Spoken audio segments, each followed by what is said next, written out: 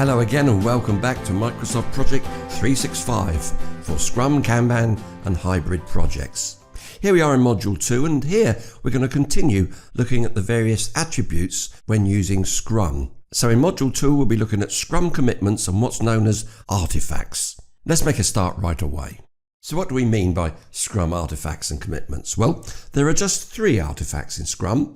That's the product backlog, which you've learned about, the sprint backlog, which you've also learned about, and the increment, with each of these representing some form of work or value. And they are in themselves designed to maximize the transparency of key information. Put another way, there's no confusion about what it is we're doing. Now, each of these artifacts has a corresponding commitment.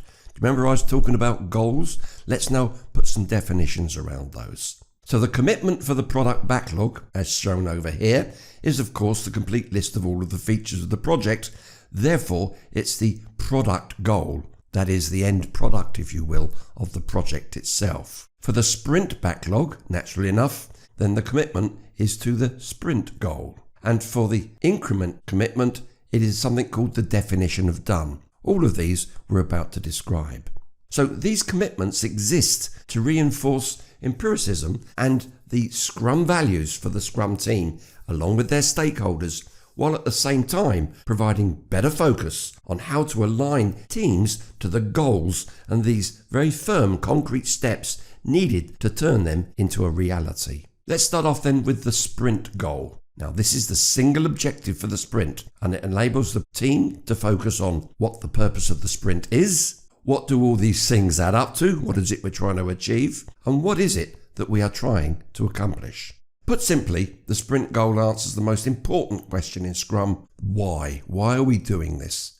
The sprint goal will articulate that clearly. So the sprint goal is the team's commitment to what will be delivered by the sprint backlog, that subset, if you remember, of the product backlog, which is an intimate description of what that goal is. Yes, indeed, since we're taking the features from the main product backlog and it's these features that will be in the sprint backlog, those must therefore speak to exactly what it is we're trying to achieve. So the sprint goal creates coherence and focus and encourages the Scrum team to work together rather than go off on their own little journeys on their separate initiatives. So the sprint goal gives everyone the same vision of what we're trying to achieve within this sprint.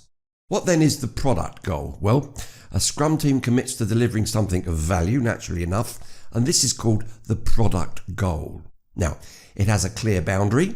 The product goal has known stakeholders and well-defined users and customers. Now, I've talked about a product, but it could be a service, it could be a physical product, or something more abstract. After all, a product goal could be a change of behaviour or a change of culture, for example. Of course, in industries such as IT, it's most likely to be hardware or software. So the product goal describes the future state of the product, serving as a continuous target for the Scrum team to plan against. I want to give you this reinforcement here that a typical Scrum project will consist of many sprints typically, and all of them serving a part in providing the goal of the project itself, which is the product goal. So to relate back to the product goal, if you remember from the previous slide, each sprint goal must be their commitment to getting closer to that.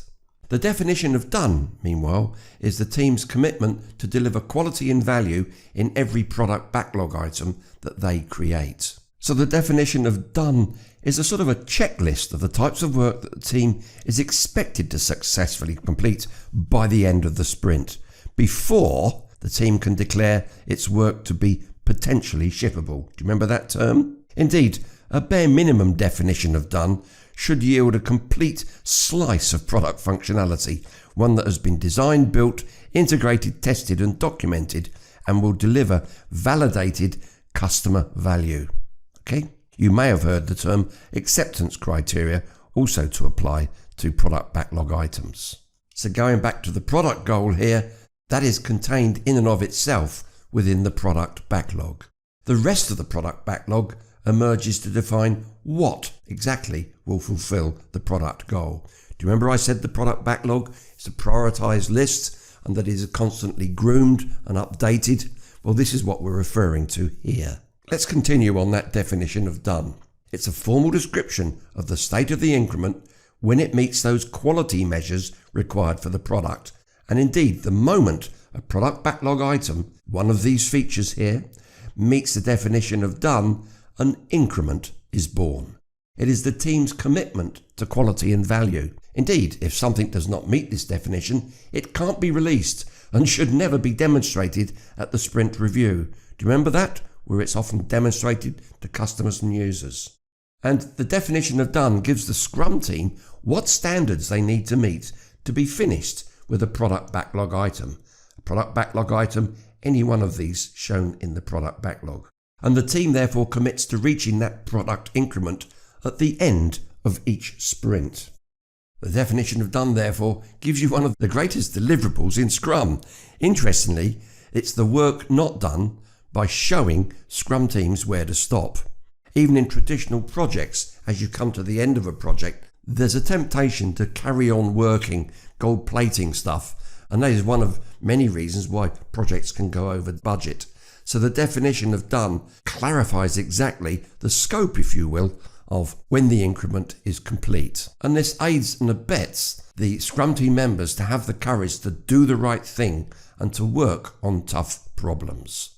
Now, Scrum team members expect each other to be capable, each independent, and are respected as such by the people with whom they work. Put another way, there's no passengers on a Scrum team. They're all equal and they each have their own individual skills, knowledge and expertise, and they come together as a coherent, capable and independent team. Very good. Well, next up, Module 3, you and I are going to dive a little deeper into these Scrum roles and responsibilities. So thanks for your time and attention. Until we meet up again, from me, Dave Litton, it's bye for now.